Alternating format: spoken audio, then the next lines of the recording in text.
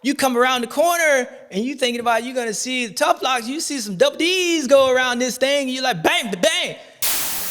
All these things is what makes Haiden Haiden. Problem is Hayden's not winning. And so he's saying that and he's acting in a way of he's the entitlement, like he's done something. The point was he wasn't willing to do that. And all year I've been saying it's the point where whether Eli wins or not, he's got to go and be willing to get knocked out.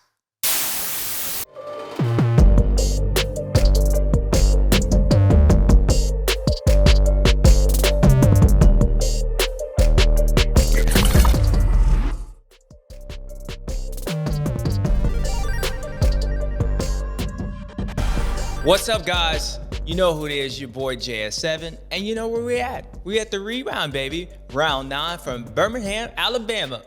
Forrest Gump. Jenny, Alabama! These guys are going to a new stadium. Well, they went to a new stadium. Mother Nature was flirting around, saying it was gonna rain. She rained on Friday, so that track got really soft, but she held off pretty much all day on Saturday. Track layout was very easy, but it was a hard circumstance because they were trying to stop that number 18 red plate holder, Jett Lawrence. And then you got the 250 class where Danger Boy had bounced back, or would Cameron McAdoo let it hang out again, or would the Frenchie go back and do his thing like he did last week at Daytona? Well, you know what we got to do. Round 9, Birmingham, Alabama. No, this ain't Jenny. Let's get into it.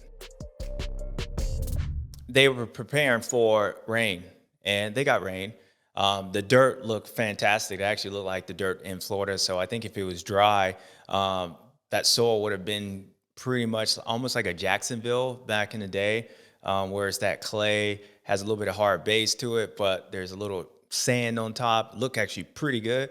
But since it rained, it got really soft, and to the point to where the faces were soft and rutted, but then they started hardening up. But overall, it was a Supercross track without whoops and triples, which basically is the definition of a Supercross track. What the hell? Again, they were preparing for it to start raining, and it really didn't. So those guys were able to race a racetrack without whoops and triples. So that made it a lot easier. But in hindsight, the way the track broke down and how rutted it got, it actually made it very difficult. So it was strange to see. Without the whoops, they had a few doubles and stuff. I think the whoops would have helped a lot. But overall, there wasn't a lot of opportunity for guys to actually make passes, like going through the whoops, because they weren't there, which made you really had to pass them in the rhythm sections. Otherwise, you were kind of stuck. Overall, Dirtworks did what they had to do. I've never seen that before, but they went racing, and they went round and round, and it was just without the whoops and triples. Keep moving forward and looking forward to a good main event here in Alabama, and Dirt's awesome and ready to go race. The big story coming into this weekend was, could anyone stop Jett Lawrence? Was last weekend at Daytona, I wouldn't say changing of the guard, but the changing of the guard, at least for this series, because the way and what he was able to accomplish at Daytona with so much on the line, guys are starting to peak in the right, going the right way. Eli was coming back. Cooper Webb just won a race. Chase Sexton, hands getting better. Jett Lawrence came in there and, put his foot all up in there. Like he was in the kitchen. He was knocking out. I mean, he came in the house, knocked over grandma, kicked the old lady in the stomach, used the bathroom, and ate all the food in the toilet, and then sent you a bill because he had to get new shoes. That's what he did at Daytona. So it was up to everyone else to kind of stop that. So going into round 9, you were wondering how guys would bounce back. It seemed like from practice, from the heat race, Chase Sexton, like he knew what was up. Cooper Webb, he knew what was up. Even though Jett Lawrence was able to get around him in that heat race, everyone knew what was up, including Jett Lawrence. So having the track being so easy and without the whoops and stuff, and then obviously the track became a big part because it broke down and stuff, but it didn't really matter. They needed to do something to try to stop this kid because they saw where this thing was going. And so I felt like going in this weekend, it was a big key for everyone. And we all know what happened. Jett Lawrence, knocked over the old lady again. But those guys were trying, and I feel like out of everybody, Chase Sexton was probably the one guy that showed some kind of speed. Like, okay, he's going in the right direction. Like there was more Chase like in that heat race, because I believe if Chase would rode the way he did in that heat race, I actually think he might have gave, like, who knows, say he might have beat Jett Lawrence, but he would have been the best opportunity to beat Jett Lawrence just straight up if they were going the way he rode in that heat race. Eli Tomac and all those guys, they rode better, but then Jett Lawrence is still that top notch. But nonetheless, they know what was up and they needed to do it, and they couldn't do it. But going into round 9, it was a big test for all those guys. So I looked at the track layout, and this was based just looking at the track. And I said on the inside line that I felt like the way that track was laid out, it was going to favor KTM. I thought 2 things. I thought the dirt would be hard, and if it was dry, it would have been hard. But just the way that layout was, and knowing that it didn't have the whoops, and it was going to be, even though it was a fast track in lap times, the way that it's S corners and things like that, I felt like it would help a bike that, necessarily had a little bit more flex to it. It was a steel frame and all that. It was going to favor Chase Sexton, and it did. The way he rode in that heat race, I mean, dude, lights out. I mean, probably the best I've seen Chase ride. I mean, I would even put that guy up against the guy last year. Like, there was a difference, and you could see it was more, things were just easier for him. The bike seemed like it turned really, really good. He just felt comfortable. Not necessarily saying that he was doing anything different, but he looked like all year long, like I said, Chase, he just looks solid. Like, he's just doing his thing. Speed might not be there, but overall, like, the consistency, he doesn't look like he's going to crash compared to sometime last year where he's like, damn, the dude's fast, and then he hit the ground. Well, this year, it just looked like, this race, it just looked like he was just solid, like fast. It looked like he do it all day long. I mean, you can hear him, you can see it. And so I think that was partly the layout. When they came across the start, back up the start, that little S section, and then the rhythm sections, there was no really big jumps in it. It was just more about making sure once it got rutted, you can get through the whoops. But I think that, and the way, since everybody kind of rides in Florida, I think they were all kind of comfortable on that dirt. It just looked good for Chase. And, what he did in that heat race, I know was a big confidence booster.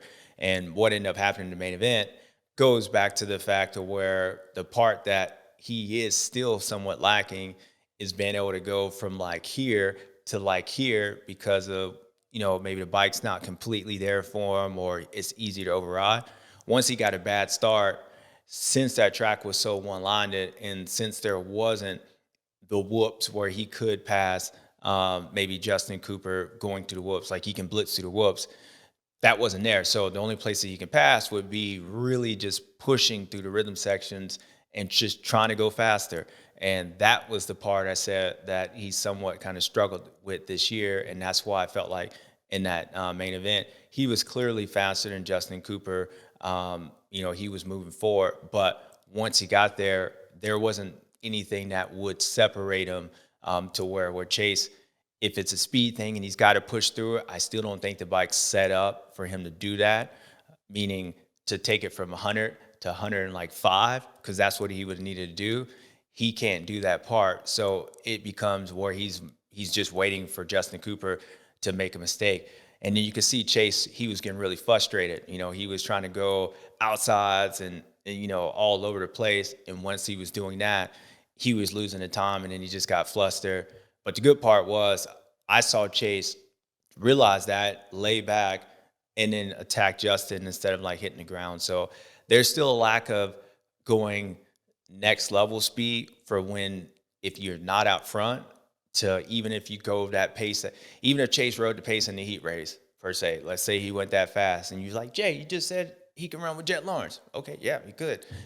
Even if he went that fast in the heat race, he gets a bad start, he's going to have to go faster. Why? Because if he runs the pace of Jett Lawrence, but he's farther back, that means he's got to run a pace that's faster than Jett Lawrence. And that's the part that I say, from going to 100 to 105, he would have to go faster than he did in that heat race, which is overriding the bike. And I think that level isn't there. And that's what you saw in the main event. And you can also see him knowing that he felt like he had the speed of Jett Lawrence, but he was stuck behind Justin Cooper and he couldn't do anything about it. And that's when he was getting frustrated. And then, things were happening and he made mistakes, but he did a good job recovering. So that's where things were coming from. But overall, I think Chase, just like kind of everybody else, is now, I would say maybe a little bit different than everybody else. But I feel like now they're hoping that Jett makes a mistake that allows them back in the points. And even though they're all still right there, you can just think psychologically, every time Jett wins after Daytona, you get the 3 points or whatever it is, but he gets that mental 10 points. You can see it, like he's mentally getting more than just points. He's starting to be like, all right, beginning, all right, made mistakes. I ain't doing that again. And if I don't do that again, I'm going to beat you guys. And it's up to those guys to either stop that as far as speed. And that's what I think you saw this weekend with Chase. He was trying to do it in speed because, as I said, like there's one thing racing a guy and hoping that, he makes a mistake and that allows you in. And I feel like with the points, that's how things were. The points gap said everybody was really tight, but in reality, they wasn't. It was because one guy was making them tight, and that's what you saw. And that's why what happens when Jett starts running, he won 2 races in a row, and it goes from everybody's within 17 points to all of a sudden you're like, all right, there's like 3 people really in the championship in 2 races. That's because the points, the field wasn't as close as it actually said it was, and that's what you saw. And I think with Chase, he knew he couldn't rely on Jett making mistakes. He needed to go out and do something to at least say, speed-wise, if I'm on and you're on, I can beat you, instead of being like, well, if you're on, I can't race you, so I'm hoping for you to crash. And if Jett ain't crashing, then this race is over. And I think that's what you saw with Chase Sexton. I think Chase did good. It was a step in the right direction. And even though points-wise, he's going to need Jett to maybe let him back in on the points-wise, because he's still not quite up to that pace with Jett, but he's actually going the right direction, and hopefully they can continue that, and then maybe we have a battle. But Chase was solid. So Eli Tomac, he was another guy. After last weekend, it was his house. It was his house that he knocked over. He knocked over, his family member. So it was a lot of talk and really coming from Eli, because he said it. I said all year there was the dude's riding great. There ain't nothing you can take away from him. I think Eli, after what happened last year, bouncing back, he's riding good, and it does take a little bit for, even if everything was Eli was back to being Eli, coming off that injury, it would take him some races to get back in that full flow. But as he was riding really good, there was still something I said that was still missing. Like there was just still something missing. And it ain't nothing to do with him trying or whatever it is. Like it's just something that, he knows. And, being at that level, you can kind of see it. Well, Daytona, he said that he was like, that quad, like that jump. He's like, I didn't do it. And it wasn't the quad. It wasn't that he wasn't doing the jump that kind of lost in the race, even though he didn't do the jump. And that's why he said he lost the race, because he said that was the only place he was losing time. But that ain't really the point. So that was a f***ing lie. The point was he wasn't willing to do that. And all year I've been saying it's the point where whether Eli wins or not, he's got to go and be willing to get knocked out. He's got to be willing to get knocked out. At one point this weekend, Chase Sexton, he was willing to get knocked out. Then he was like, nah, even if I get knocked out or I'm willing to do that, I probably still ain't going to catch the dude, because, being knocked out means I just ride that pace with the dude. Maybe I can ride that pace, but I got to go faster than that. Well, I was seeing that Eli wasn't willing to go there. And again, I say this with all the respect in the world, and I think Eli understands that, and he actually says it. It's not disrespectful. It's just that level of where we saw with him at Anaheim 3 last year. him never to be denied. It's not like, and I feel like maybe I can try to explain it a better way. When I say that, when I say he's not willing to go to that level, or there's something that is still missing, like when he doesn't jump that quad, it's not that I'm saying if he was willing to jump that quad, Eli's going to be faster. No, I'm not saying that. Like, I'm not saying that even Eli's not faster. I mean, Eli might be as fast as he ever have. But it's the mental side of I'm all in to the point to where, like, I don't even think about not winning. Like, I don't even think not winning is not even something that doesn't cross my mind. Like, if I got to jump a quad, then it just happens naturally. I think the part is Eli thinks about jumping the quad. That's the part where I say is the difference when whatever that part is, when you go from when you're partly retired or whatever, or if there's something else or you don't want to get hurt, you think about jumping that quad instead of letting it happen naturally. I feel like when Eli's been in his zone in the last few years, he wouldn't even think about it. He would just end up hitting it. And then maybe when he comes up short, he'd be like, damn, maybe I shouldn't do that again. He'll think about it afterwards, but he would go ahead and attack it. And that slight hesitation is the part where I go and I'm like, that's the part that Eli is still trying to figure out. And when he's feeling good, everything's going great. Like, it wasn't the beginning part of that heat race. Everything was going great. It was just happening to him. And then when Jett Lawrence comes up and he's like, should I go faster? Then he starts thinking about it. Or when he's at Anaheim, the Triple Crown, he's in the back and he's like, man, I'm feeling good. And he's, all right, I'm getting caught up with these guys. All right, what do I do? Like, I'm going to have to hit these whoops. Like, he's thinking about it compared to when he pulled the whole shot, he just goes out and rods and it's not. And then he runs away from everyone. My point is that slight hesitation is something that he has to figure out.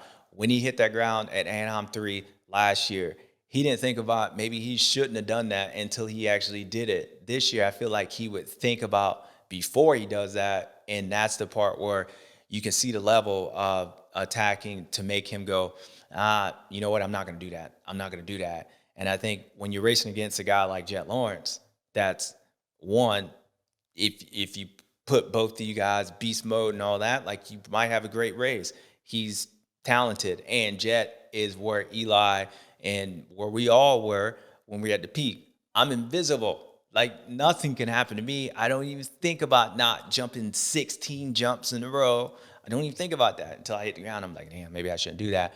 Well, that's what he's racing again. So when you got this field and you got all these guys, so this field is so talented, it makes it difficult when you're not all in. If you ask yourself, like, well, why is he still beating Chase? Or why is, when he's on, he can outrun Cooper Webb and he can have these laps? It's because everyone else Eli's racing against, outside of Jett Lawrence, he's raced against. So there's history. Those guys have somewhat of a history of the fear of knowing when beast mode is here, when they see the number 3 coming up behind them, they're psychologically, they remember racing that dude. So somewhat they have, I wouldn't say a weakness, but Eli knows he can beat him. They know he can beat him. And when he shows any kind of sign of being that guy, it's a mental battle for those guys because he's actually done it. Where Jett Lawrence don't got that. Like, it's like a kid that hasn't touched the stove yet to realize that next time mama's cooking, maybe I shouldn't touch that stove because he hasn't been burnt. He knows she could say it's hot, but he's got to find out. Well, Jett Lawrence don't know full beast mode or whatnot. It's like he doesn't have the history of not of getting his doors blown off like some of these other guys by Eli Tomac. So Eli, when he's racing Jett, he's racing a guy that has no memory of any any negativity or anything that going up against me. So every time that he beats me, he just feels like, all right, well, I can beat you. I hear all this stuff, but I haven't seen that. And that makes it really hard for like Eli Tomac. And I feel like that's why he can still get around. And when he's on, he can still beat the other guys. It's just when he's on, he's just got to be willing to go to that next level and show Jett what he showed everybody else in the world and over the past, that when I'm here, like, I'm here. Like, you there's nothing you can do. And that's the difference, I feel like, when he's racing against Jett Lawrence. So Eli Tomac, he's doing his thing. And what you're starting to see is just like that heat race, if you want to go back to when I was like going in round 9, everybody knew how important it was to stop that dude. You saw Eli out there. Like, you saw him, like, turn down for what? Turn down for what? And he was able to pull away. Jett Lawrence caught him at the end. But then in that main event, Eli got the bad start, and he was coming up, but he ran in that buzzsaw of what Chase Sexton came up. Like, well, I can even go as fast as I did in that heat race, and I'm going to have to go faster because I'm in the back of the pack. And I think at the end of the day, you saw that start to wear on Eli. And I said it a few weeks ago, when you're here, like, it's even hard to come down to this level. Like, when everything's about winning and you hear all this talk about this kid coming in and he might be the best thing since sliced bread or the greatest thing, and you're Eli Tomac and you feel like, dude, like, I'm here. And I say like because in his mind, he'd be like, It's frustrating for him. So when if he can't win, it's going to be hard for Eli. And he was coming up to the pack, and I think it would hit a point to where he was like, this ain't even good enough. And there's nothing negative about it. You just saw that happen with Eli, and it's frustrating. But at the same time, it's nice to see him still fighting. And that's where I go back to, it ain't anything that Eli's not trying to do. Like, it ain't like he's not putting in the work or he's not trying to go fast.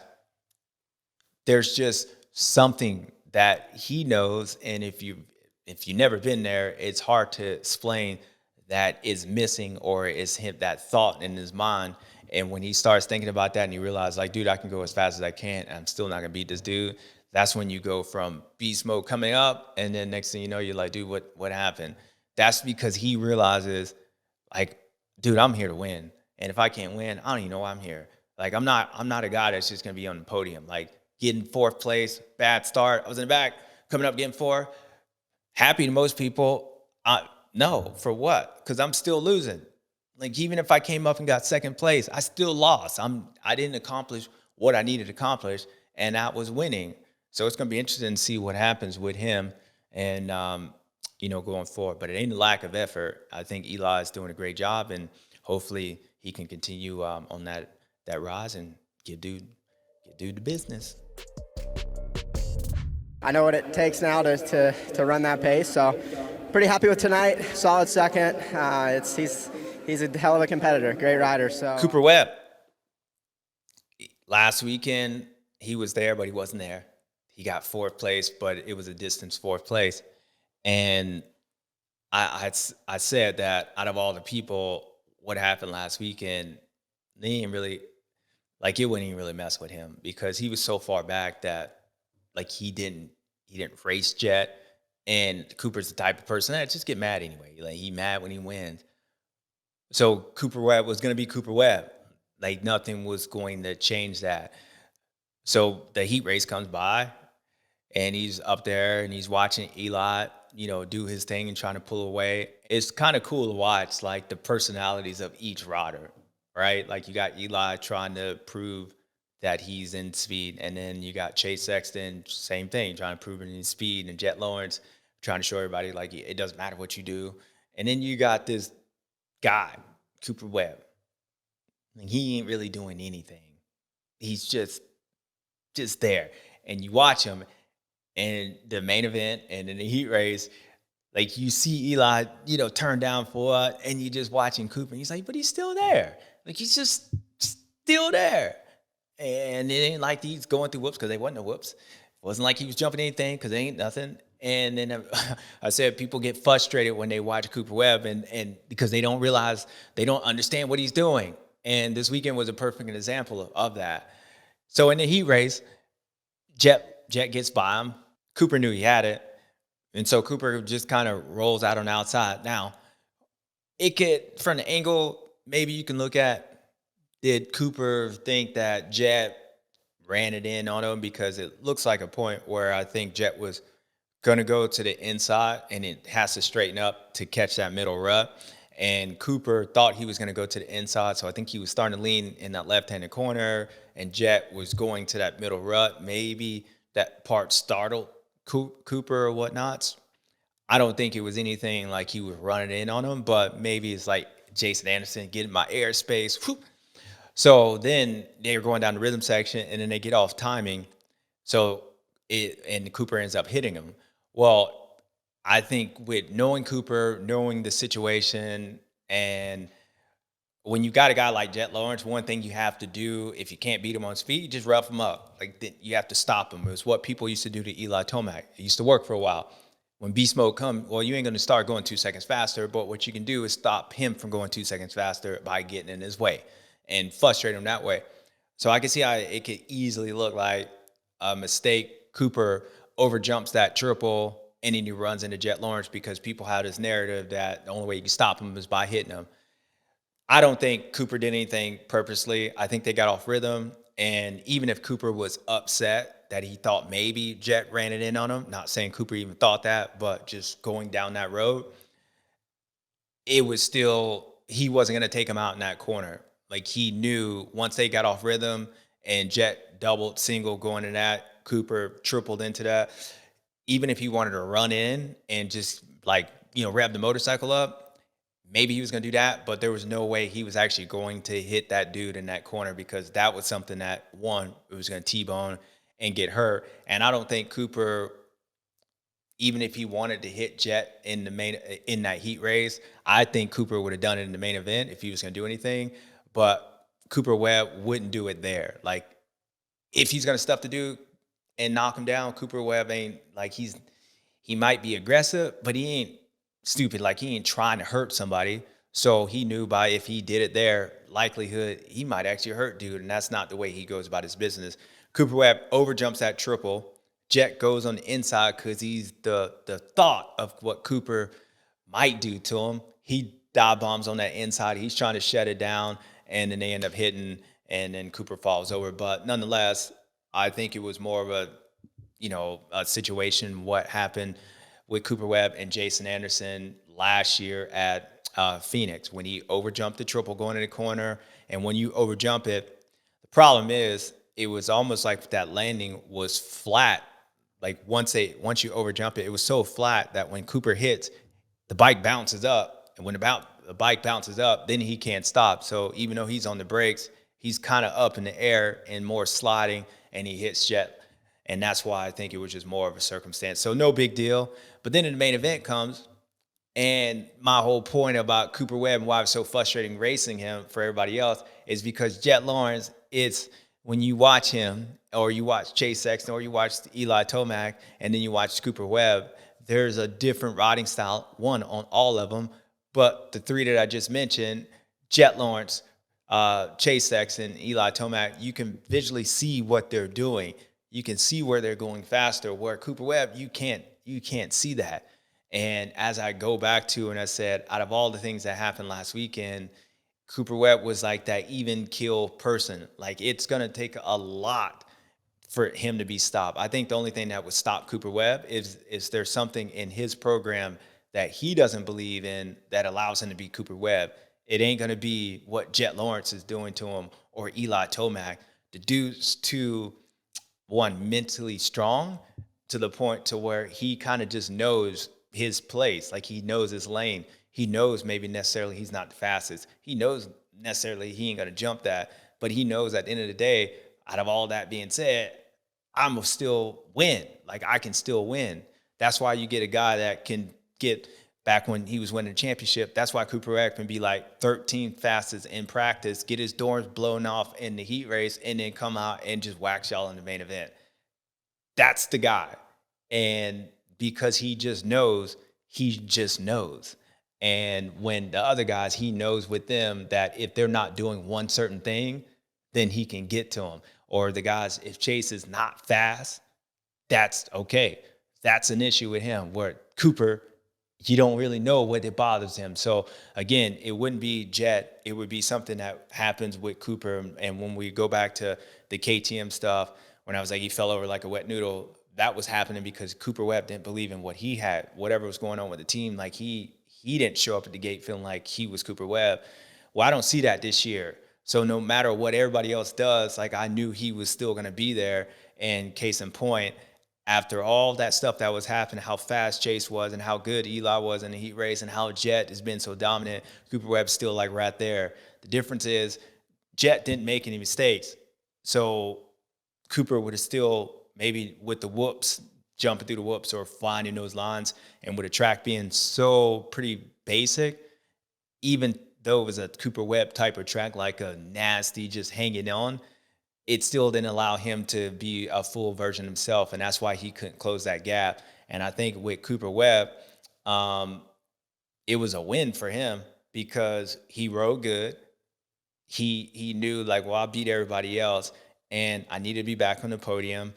And I still feel like I'm right here because I still feel like if I get a little bit faster and if I get improvement right here, I'm going to be trouble. So I think with him, he kind of knows his presence. And, I also think with Jett Lawrence, he knew with Cooper Webb, like he was like, all right, I'm just going to ride a pace that once I get like 3 seconds, I'm just going to stay there because I don't want to allow this guy to get any closer to me. And so it looks like Jett was managing it, which he was managing it, but he was managing it to keep Cooper just at that safe distance behind because he knew if he made any mistake, he going to have a problem. No matter how good he is and how dominant he is, he can't figure out what it is with that guy that's going to allow him to just kind of break him. Because other guys, if they can't catch him, then they're mad because they're not faster and they can't catch him. Where Cooper just ride there all day and just wear you down. And once you make a small mistake, then he's going to attack. And so what you saw was Jett realizing that and trying to manage that race, and it somewhat neutralized Cooper because Jett was riding not to make a mistake to allow this dude back in, and Cooper wasn't able to actually, since Jett didn't do that, he wasn't able to sniff the bacon and get a little bit closer and then bite that thing. So it was kind of a funny race when you watch those two go. And, that's why overall Cooper Webb was a win for him because he was still right there, and Jett's racing because he knows he's right there. And I think out of all the people, I think Jett realizes that he's the one that, just like everybody else in the past, like he's probably going to be the toughest one because I can't break him by just a speed. And no matter how many times I beat him, it's going back to what happened last year at Houston with Chase Sexton. When Chase Sexton was 2 seconds faster than Eli, practice, worked Eli in that heat race, but Eli beat him in that main event. What that said to Eli and everybody else in that field, that no matter how much better that he is, we still can get to him. Well, that's what's going on with Jett and everybody else when it comes to Cooper Webb, because if the dude's out there rolling, and no matter how much faster I am, the dude's in the main event and he's right there, he's something to be worried about. No matter how fast or no matter what I do, he's still right there. And that was Cooper. So Cooper did a great job. And I think for him, second place, it ain't a win because he's always mad, but he's going to be solid next weekend, just like he was this weekend. So. But for the first time this year, someone has gone back-to-back, and the back-to-back wins go to Jett Lawrence. So Jett Lawrence, he was the one up in everyone's crib last weekend. And he came in and he said it was business-like. So I'm here to do business this weekend.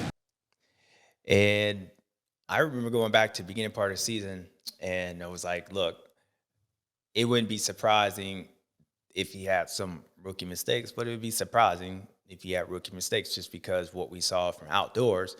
But, he's going to make mistakes because he's racing in a different place. It's a whole different feel. And I think with him, racing Chase Sexton, he's raced him before. So, and once you're able to beat him, then he got on that rolling outdoors.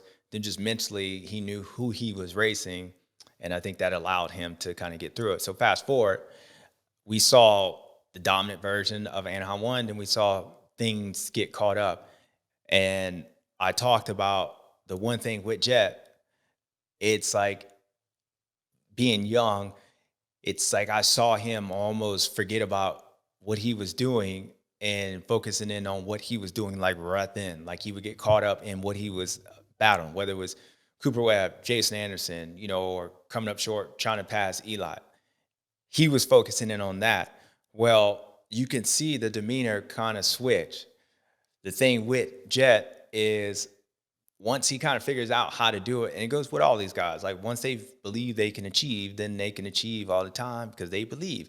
Well, once he figured out how to win this thing and how to start beating each rider, because the one thing when you're dominant, you have to race guys different. Like I raced Chad Reed differently than I did Ricky Carmichael. I had to race Ryan Villapoto differently than I did Ryan Dungey. And each time I was able to beat them, beat me too, but each time I was able to beat him, whether I could beat him or not, I knew how to race that particular rider. Well, you can see Jett Lawrence race each guy differently. In outdoors, he knew he needed to be in front of Chase. I'm going to pass him right now. Like I need to be in front of him. That's going to dictate a lot of stuff. They don't have to worry about anything else, but I need to be in front of him to do that. And he did that. He knows what he needs to do to Eli Tomac. He knew going into Daytona how he needed to race Eli and why that particular rider in that particular race was very important. Well, this weekend you saw him race Eli Tomac in the heat race and what he wanted to do to Eli, because Eli got out front and he saw that confidence and he saw like he was starting to come back. He knew even what I was saying last weekend when Jett passed Eli in that heat race, what Eli was trying to do was just close in on Jett to let him know that I wasn't warm, that in the main event, now I'll be warm, I can get you, not to run away from it in the heat race. Well, you saw what Jett did. Eli was feeling good. He couldn't even get around Cooper Webb. Finally, he gets around Cooper Webb. Then he puts in his hot lap just to close in on Eli. He knew he wasn't going to beat Eli, but he wanted to show Eli that he didn't want him going in that main event feeling like, okay, confidence, because everything I did last weekend, it could be a race tonight. Like if you come in and beat me tonight and it starts off with beat me in this heat race, it could be a race. Then I got a whole different problem. So he wanted to run down, and it was a speed thing with Eli Tomac. Well, Cooper Webb, he races him differently. He gets his gap. I believe Jett's mindset, or what I would race Jett, if I was racing Cooper Webb, this is what I would do. I would make sure I'm in front of him, and I would pull a gap like 3-4 seconds. So he's close, but he's not that far, because I don't want to be too far out. Maybe I start wondering, and I know whatever. But I'm going to have to get me a 3-4 second gap, and then I'm going to make sure I don't allow that gap to get any closer. That's what I'm going to do. And especially after 10 minutes, I'm going to make sure I'm really good from about 10 minutes to about 15 minutes. I'm going to make sure I don't allow Cooper Webb to get any closer. And that's what I would do. And it looks like that's what Jett Lawrence did. And so when people talk about like managing or look like he was managing, and I think Jett maybe said it or hinted it, he was not trying to make any mistakes because, as I said, he knows. Very difficult track. It could cost you. I felt like old Jett would have thrown away like Arlington. Just had to be very patient and not just push through this track. It could bite you pretty quickly. That the guy's not gonna just start going faster. He's not gonna go faster. Like he's fast enough that he's beating everybody else, but he's not gonna go from here to here. It's like when I raced Ricky Carmichael. Like I knew as fast as Ricky is, that's how fast he is. Like he's not gonna go faster. The only thing is, like, he's gonna run that pace the whole time. So if I let him back into it, then I'm gonna have a problem because he's clearly fast enough that I just can't go. I can't pull away from like 30 seconds. That'd put me in a zone. So he's fast, but he's not going to go way faster. So my point is, I knew when I raced him, that's what he had. Or Chad Reed, on the other hand, he would go faster. Like he was more up and down. Like you beat him in the heat race, or sometimes if you knock him out in the beginning part of the race, then you don't have to worry about him coming up because it was more speed thing. Chad worked off emotions. He really worked off emotions. Guys like Eli Tomac, where he's at, trying to find this speed, and Chase Sexton, those guys work off emotions. That's why you see Chase in the heat race, he got better. and he got better, and he got better because he started feeling good. He's like, damn, like, all right, El Hombre, he was championship threat. Is he even in this race? I'm feeling good. And when those guys start getting emotions, it's confidence, it's dangerous. So Jett knocks out the emotions out of them. But with Cooper Webb, it's more of like the teasing, you know. His emotions come from you making a mistake and allowing him to get back in because he's not going to go fast. His emotions not going to make him go faster. His emotions is just going to make sure once he nibbles at you, he's going to bite your leg off. You're teasing me, naughty, naughty. And he's going to be a beast. So my whole point is Jett races everybody differently, and he raced Cooper Webb almost in a way that he was managing it.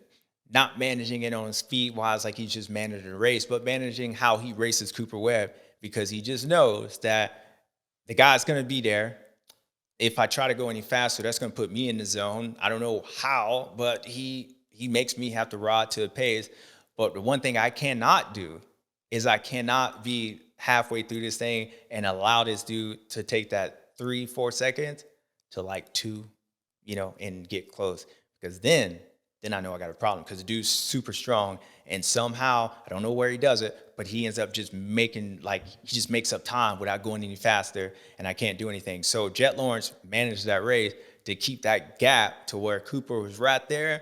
And Cooper was like, it was like a dog with a bone. Like, he was like drooling and stuff. Like, he was like, ah, but he just never got that close to him to be able to sniff it and bite that thing.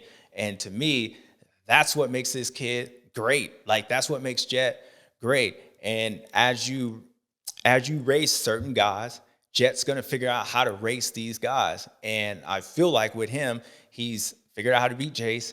He's figuring out how to beat Eli.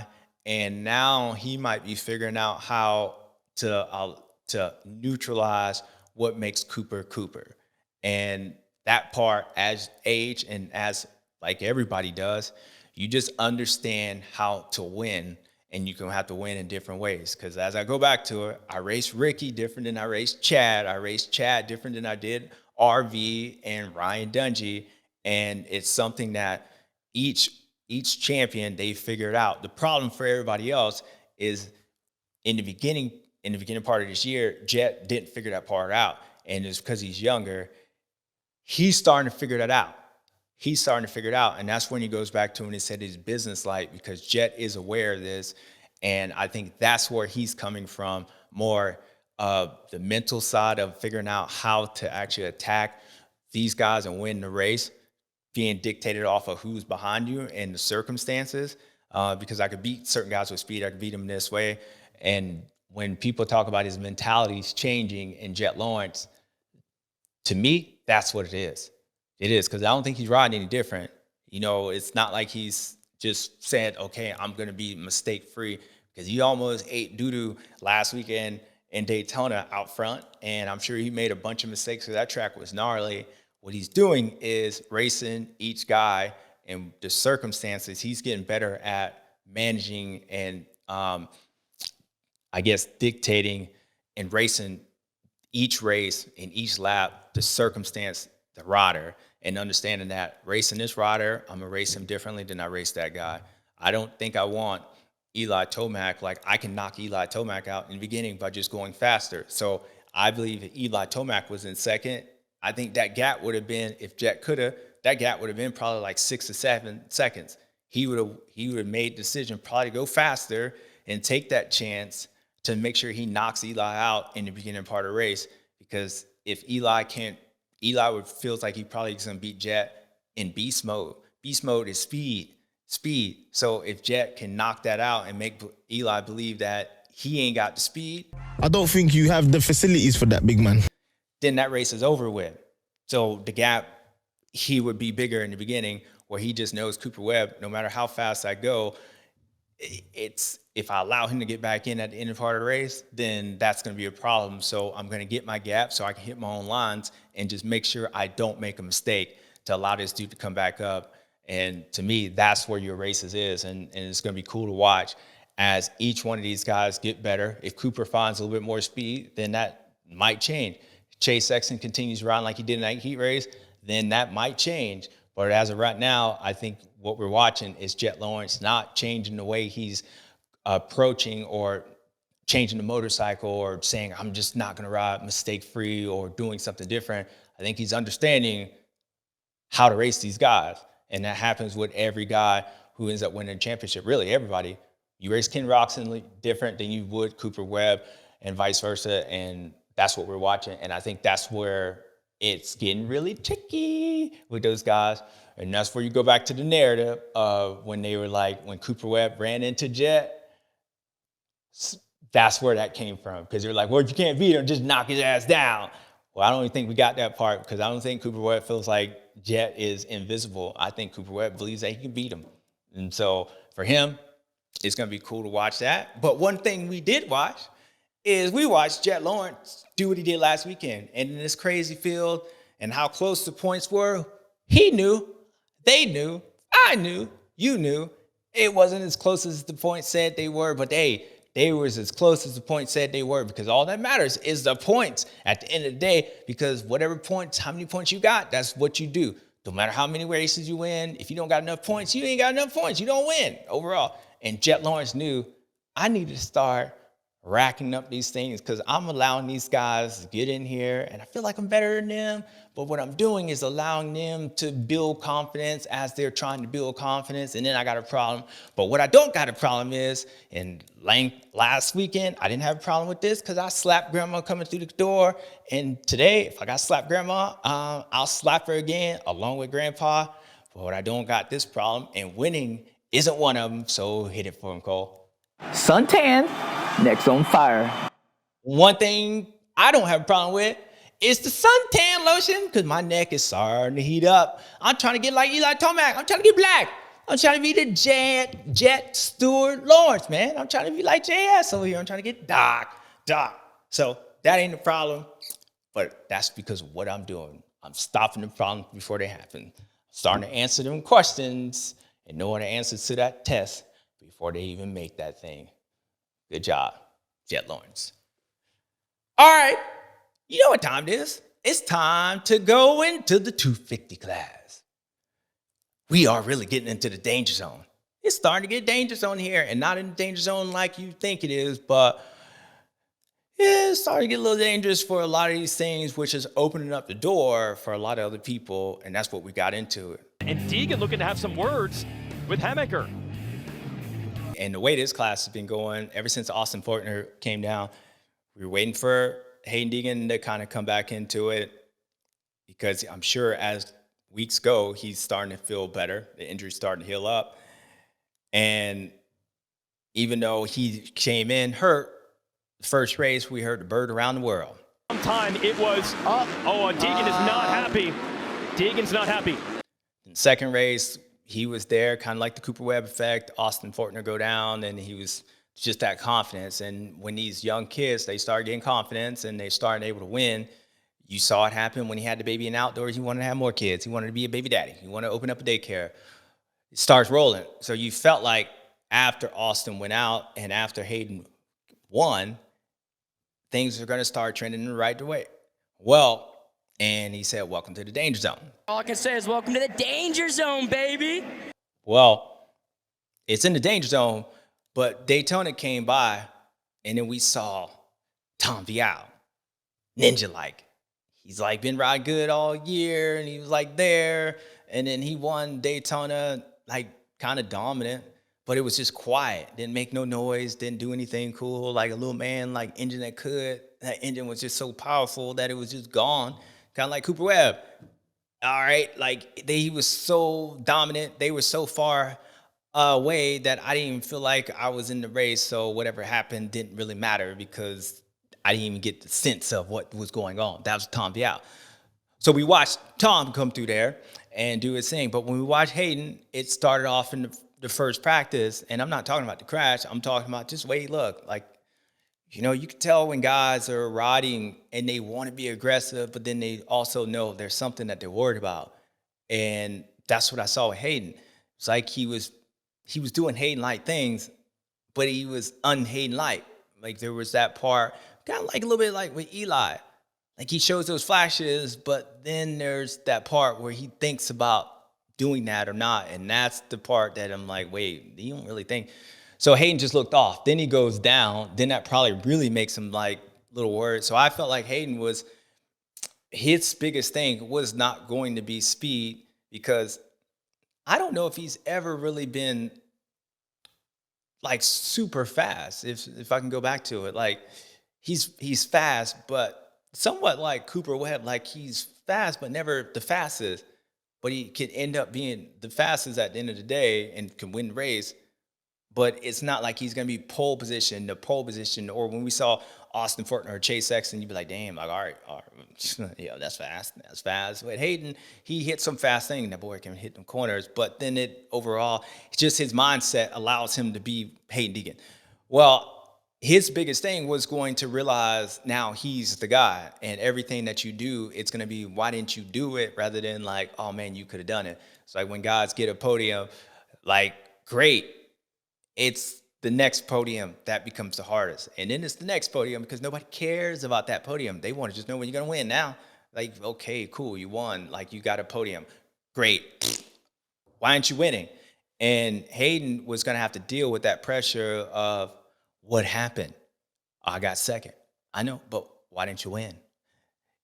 That becomes from you being the guy. And Haiden, sure, he was like that, an amateur, but that's what happened when Austin Forkner went out. We thought he was going to come in the season. For Haiden, he was hurt, so it kind of like took off some of the pressure, and then he got in his first couple races. But when Austin went out, like, he was clearly the second best guy, and he was there with Austin. You could say he's first best. He was beating everybody else. So now, once Austin was out, Daytona should have rolled around. That's a Haiden type of track. The way he went around Jerry Martin last year on the outside, so disrespectful. I don't think that dude's right after that.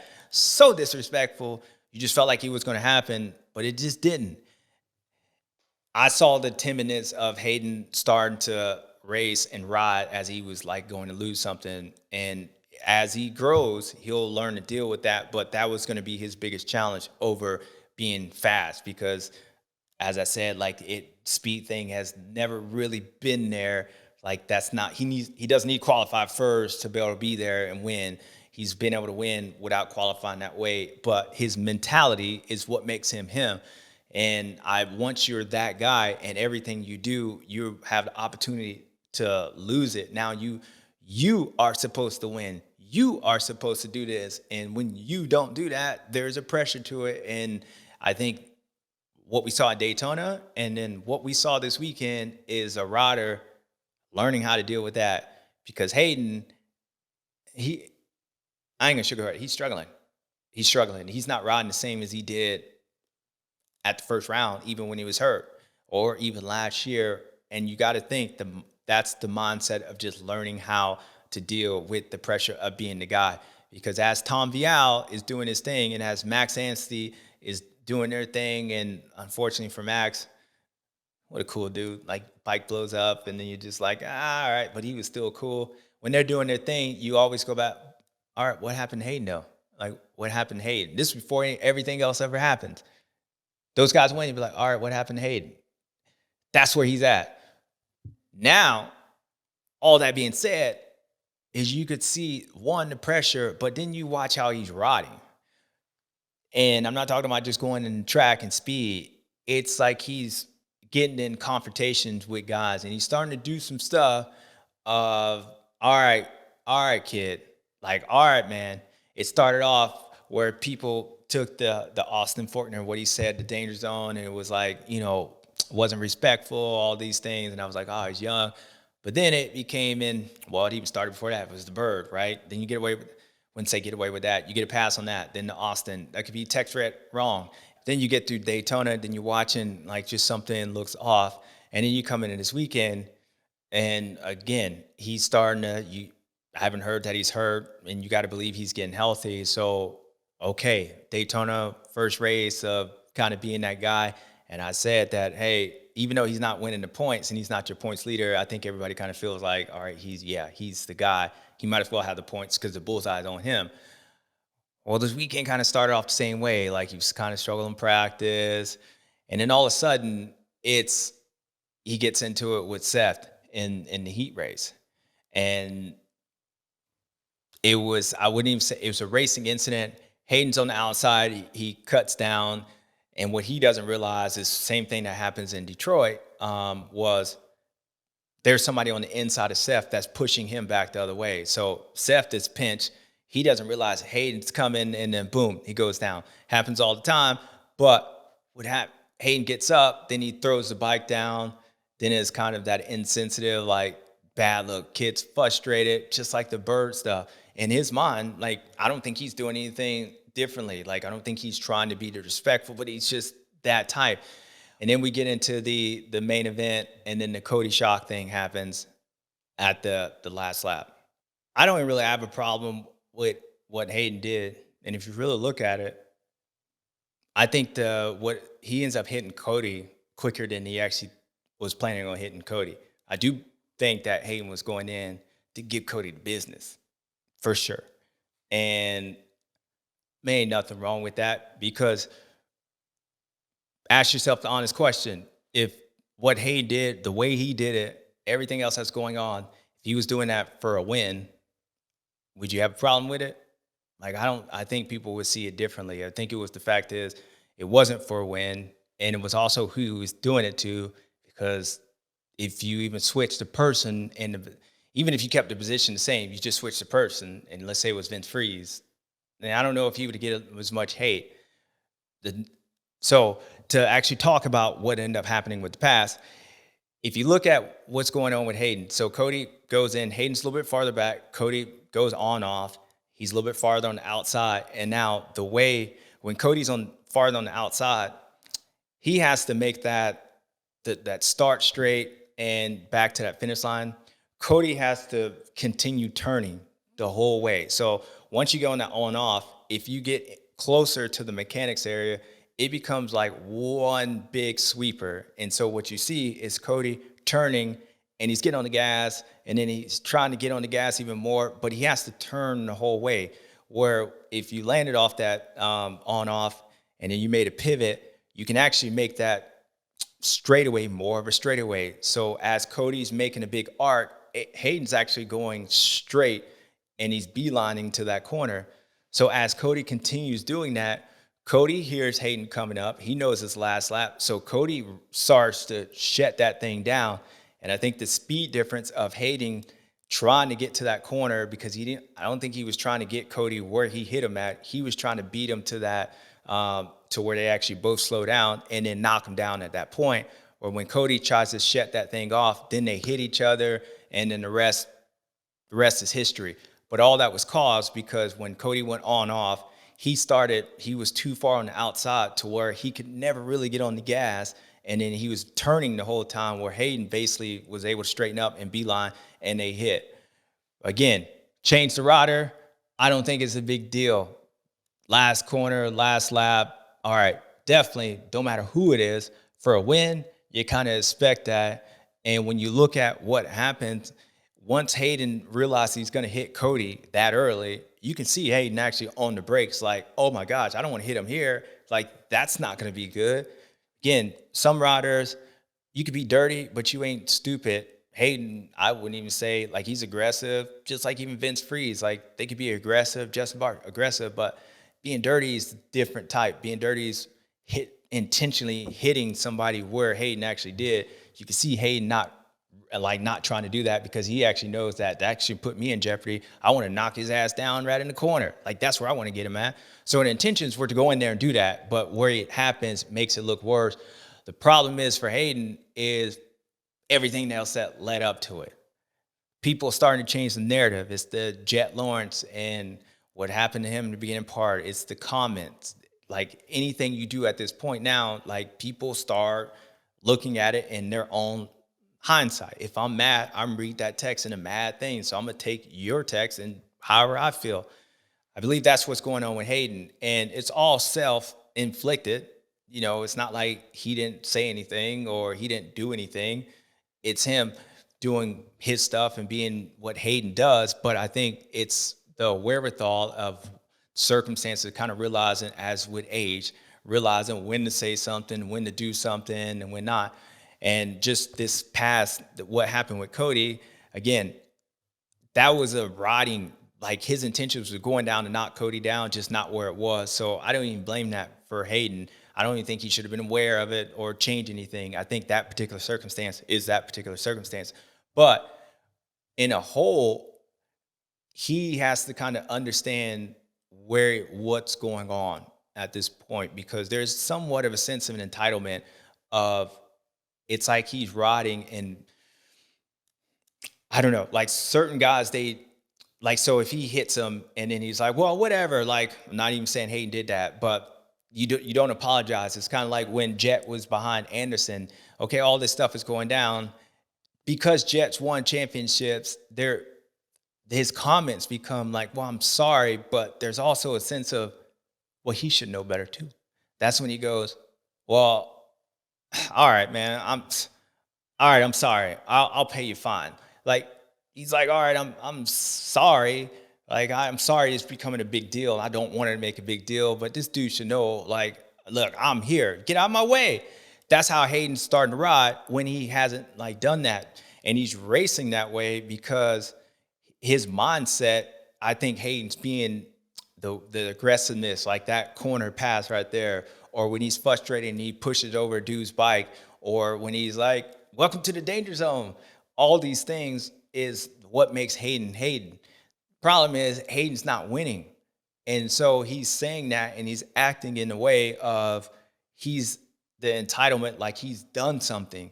And that really rubs people the wrong way, whether it's, when I think Hayden's not necessarily meaning that way, he's just continue being what he's always has and what probably got him here, but he's not, the results aren't saying that. So people are starting to look at it as like a punk that's mad because he ain't winning. And that's where I don't feel like, I mean, he could be a punk. I don't know. Like some people are like punks, but at the same time, like, I don't know how you're saying Hayden is, but at the same time, there's being a punk and just being entitled and feeling like when you ride on that racetrack that this is your racetrack and everybody else knows it's your racetrack because you're going to go up to the front.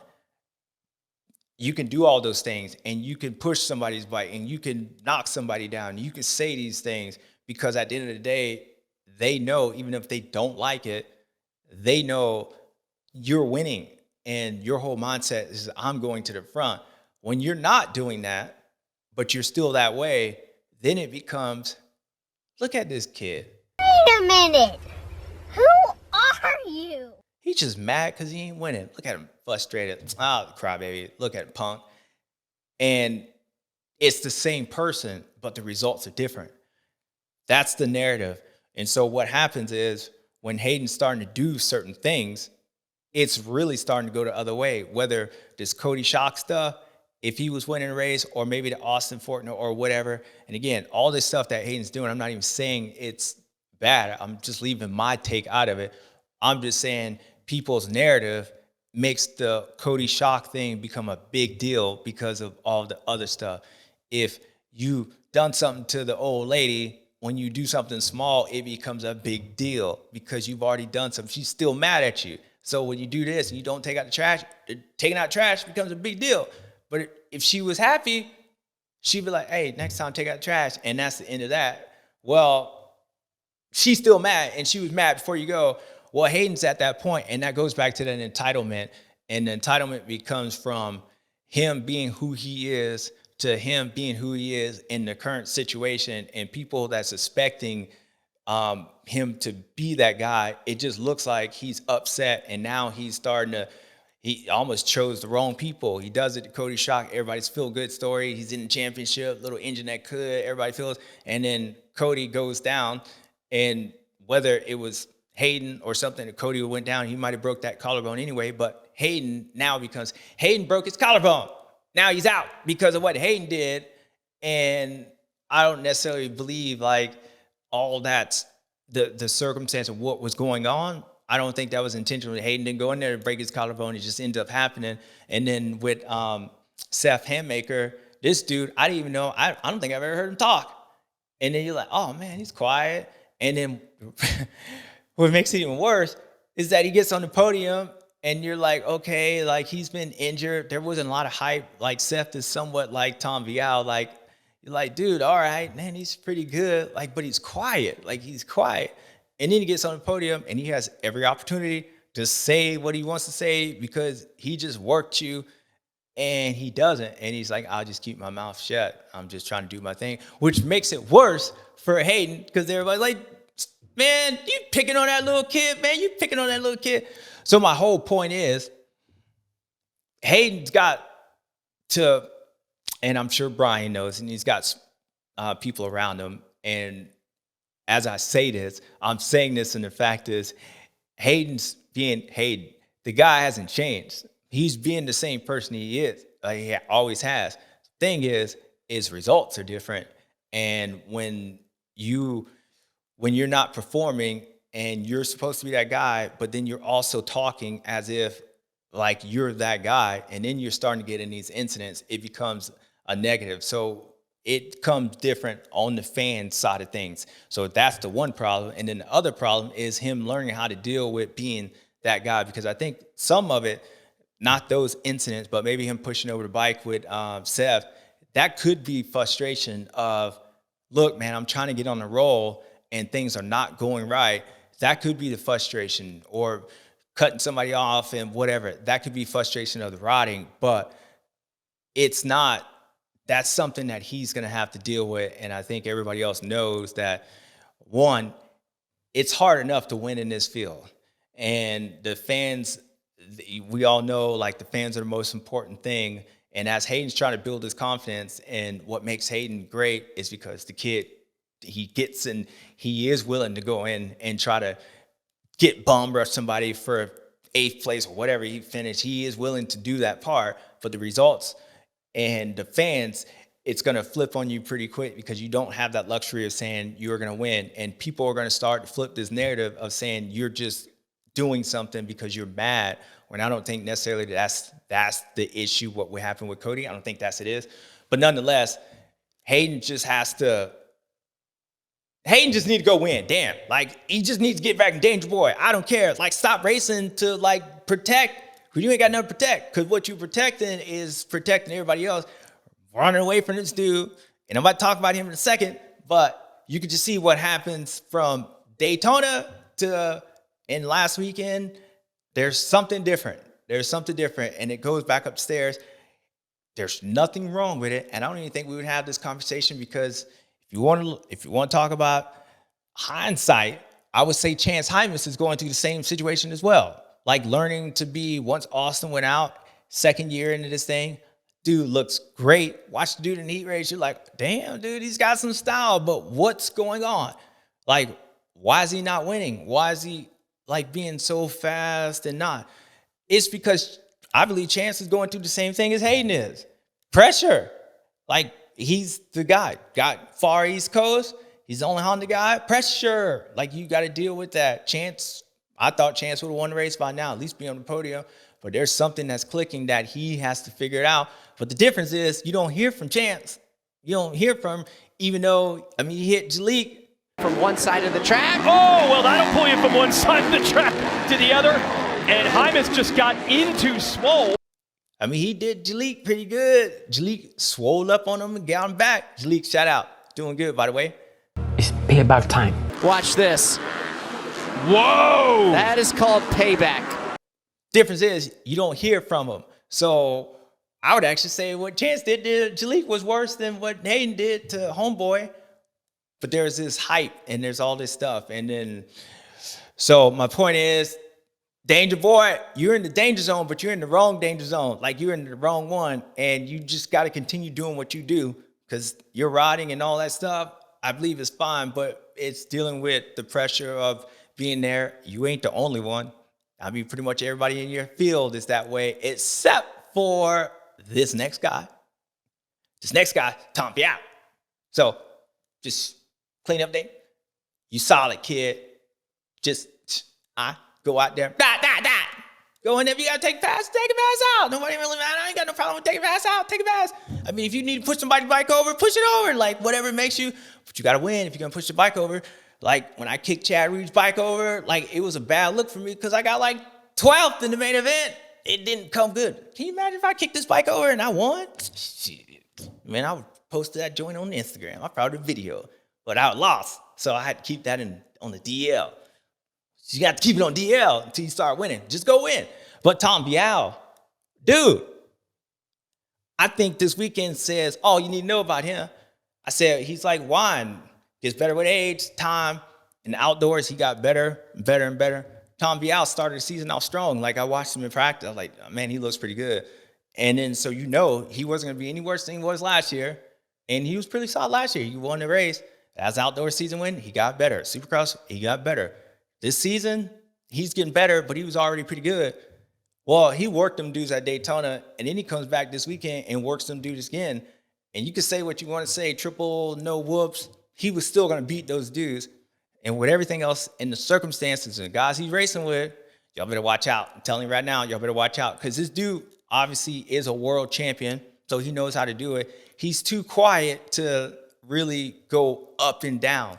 Like, his problem was last year was dealing with all this chaos that's called Supercross. All these fools that be jumping and doing all this stuff, especially in that 250 class. You got to worry about somebody getting their bike kicked off. You got to worry about your goggles getting stolen. Like, that's different. He's got to worry about that.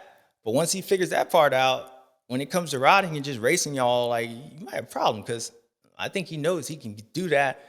Now he's won on the indoor track. He's won on the Supercross track. He won last weekend. And the way he won, it was dominant. Like, he's whole shot and you guys are right there and he's just pulling away from you. Being that Austin Fortner's out, being that Hayden's kicking over people's bike and he's not being Haiden, and that Cameron McAdoo, like, he's letting it hang out, but he's just happy to be there. Like, he's the new version of, like, the American Max Anstey. Like, every time I tell him, like, woo! I just want to get happy. Just want to get happy. And Seth Hammaker, like, I think he actually is pretty good. Like, and that was kind of weird to say. I actually think Seth showed me more than actually I thought he actually had. That's because I never heard from him. But I give a little Seth a little time. I think he's going to surprise a lot of people, like, on the real. I think that kid's going to be really good. He was already really good, but I could see him becoming Jerry Martin when Jerry Martin came out of nowhere and just start winning and being dominant. I see that in Seth, and I saw that. You can tell by the way he's riding. He's gritty. He's built right. Like, he's that little sturdy, like, engine. He's kind of built like Cooper Webb. Like, man, what's up with him? And he's quiet. He looks older than what he is. But my point is, he don't do nothing special, but he's special with what he does. So he could be a problem. Keep an eye on him. But Tom Vialle is world champion, and now he figured out how to win the Supercross, and he's got Roger Costa. He's got a team that knows how to win, so he's going to have all the equipment. And with everybody else messing around, you're just giving this dude confidence that you shouldn't be giving confidence because he's so quiet that you're not going to emotionally beat him. Like, you ain't going to just kick his motorcycle over. He probably like, I don't care, whatever. I'm still going to beat you. And what I saw this weekend was a kid that went out there, and after all this stuff is going on, Danger Boy, Austin, Cameron hanging it out, Seth, saw this dude come in there and just blow your doors off. And this is his second year, and he's only going to get better. So watch out. He wins again this weekend. Just like the 250 class, just like the 450 class, might be over for real. Because I don't see him emotionally, like, he ain't going to be bound emotionally like some of these fools. Like, he ain't racing. He ain't got the Cooper Webb mentality in the sense of he just ain't going to ride on a roller coaster emotionally. He just might not know how to ride Supercross, or he might not do this. That's going to be his problem. But once he figures out how to do that, like, you ain't going to just slap him, do whatever. He'll be like, all right, whatever. So, Tom Vialle, 2 in a row. Jett Lawrence just did 2 in a row. Nobody's done 2 in a row, but you done 2 in a row, and it was your first 2. So, Tom Vialle, what are we going to do for him? He's going to get 2 in a row of these. Hit it, Cole. Suntan, next on fire. Ula bula check a Smith my neck burn. Whatever that means, neck burn. Tom Vialle, good job. Told you he was solid. Eric Sorby, told you, man, he was fine. Like, he just needed to figure out how to, like, these crazy Americans. They doing their thing. So everybody fine. Chance Hymas, I expect better. And I'm sure you're going to get better. Max Anstey, sorry, man.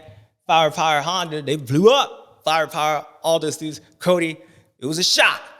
Hopefully you get better. You'll be doing your thing. Everybody else, keep hanging on. Camera back to you. Woo! We good. Seth, oh boy, dangerous. So, all right, people, that was it from round 9 where I talked about everything. It seemed like everything but what was going on. There were some ruts on that track. We'll be right back.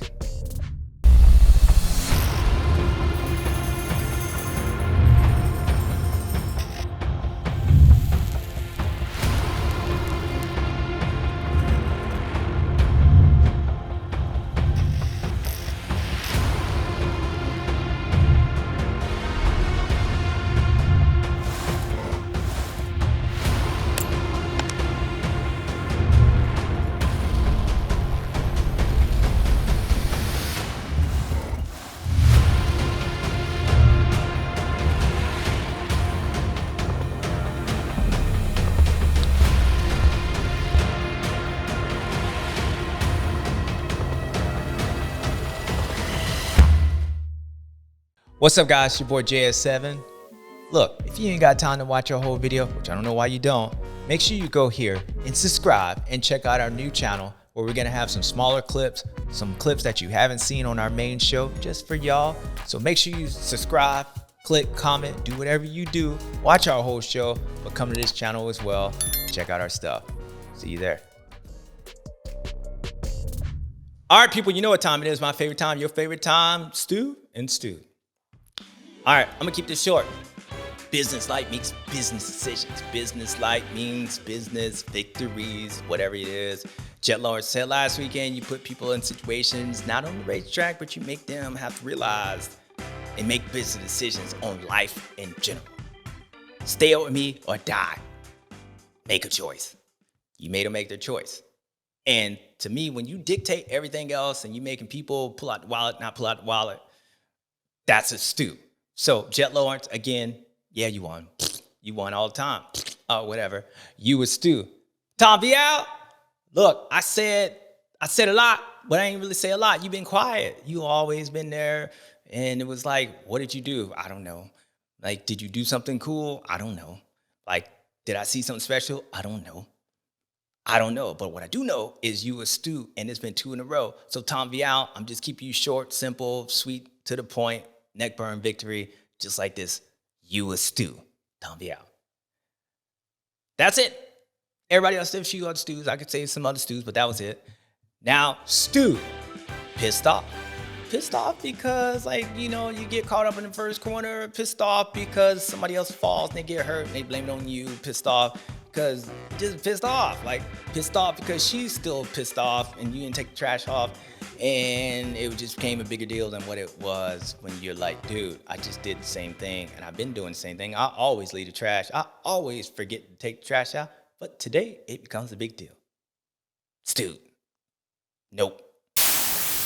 Confused. That's more confused. Because if you don't realize that she was already pissed off, then you're confused on why she pissed off. And that, to me, could piss you off because it's confusing. And that's what this segment is. Confused. So my first one is Cooper Webb. Now, we could talk about, like, yeah, why are you confused? Because Jett Lawrence right there and he didn't come back, he didn't make a mistake. I mean, you kind of know that. Like, you even said, okay, you know, kid's good, like, whatever, like, got to step my game up, which I believe you stepped your game up. Like, what is it? It's because when you came in, like, this monster girl, she was on the track.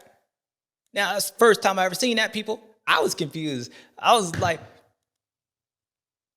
what?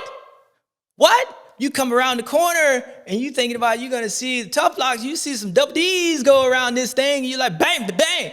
And Cooper Webb, because Cooper Webb does what Cooper Webb does, he's whatever. Like, whatever. I don't even think he said anything about it. Like, that's what makes him him. He might have said it afterwards, but I was waiting for him. I was like, whoa, what are you going to say? What are you going to say? She was in my way. Nope. Just like, yeah, Jett was like right there. I couldn't get him. But I'll try to get him next weekend. Like, the dude's in the zone. But I was waiting for the red flag to come out. I was like, all right, she can't get hit. Man, I'm going to get that girl a Stu because hopefully she got up. That girl hit the ground. I mean, come on, people. All the people watching this, can you imagine getting hit by a 450 And Cooper Webb, you know how he is. You know how he is. Not saying he dirty, but he built right. He built right. Bam! Like, bam! She went flying. I bet she got up, though. So she is still, whatever that was, but on the real, like, I was like, hey, now, is she on the track? Is she on the, bam! That's how I was. And she went flying. So, Cooper Webb, I know you confused because you're like, dude, I don't know what it is. I didn't know we were racing 23. I didn't know they out here racing. And so that was going on. Then I was waiting for J-Bone to fine her. Like, I was waiting for AMA to send in, like, she got to pay a fine because she cut the track, right? She cut the track. She'd been aggressive. That's dangerous riding. She went in there, like, same. There's a lot of incidents happening in that corner. So, where you at, J-Bone? How many fines? She going to get points taken away? Who knows? So, that was that. And then the rest of it was, everybody else was like, wait, we were on the Supercross track with no whoops. We ain't got no triples, but there's a big double, like a triple, and then there's like these roller things, and then there's nothing but a Supercross track in Alabama. I ain't never been here. Alabama, you win for Jenny. Wait for Jenny. Forrest Gump running through, but hey, Jenny wasn't there. So all this stuff was going on, but there was really nothing going on. And so it could be confusing, but it ain't confusing because I actually thought when they were going to Alabama, I thought they was going to like the Moto America facility, like Birmingham, Alabama, somewhere where the Moto America track, but they didn't. They went into another stadium. That was another stadium. I thought it was another stadium. It looked like another stadium. I was like, oh, okay, cool. The dirt looked great, but it was like not great. Then there's all this stuff. The track looked easy, but it wasn't easy at all. So every weekend, every time I say this is what's going to happen, nothing happens that I say that was going to happen. And it's just frustrating and confusing because every time you make a prediction, it comes wrong, but they always end up right. Doesn't make any sense, but it always makes sense. Like the night, Jett Lawrence, you win. Tom Vialle, you win. Cooper Webb, like you did what you did. You hit that chick and she went flying and then she got fined. It's like, is what it is. So all that being said, people, that was it from round 9. Where you saw what you saw the same thing you saw last weekend, and that's Jett Lawrence being dominant, Tom Vialle being dominant on the low, and then you saw everybody else trying, and they couldn't do it. But until then, round 10, we'll see the same. We'll find out. Bye-bye, people.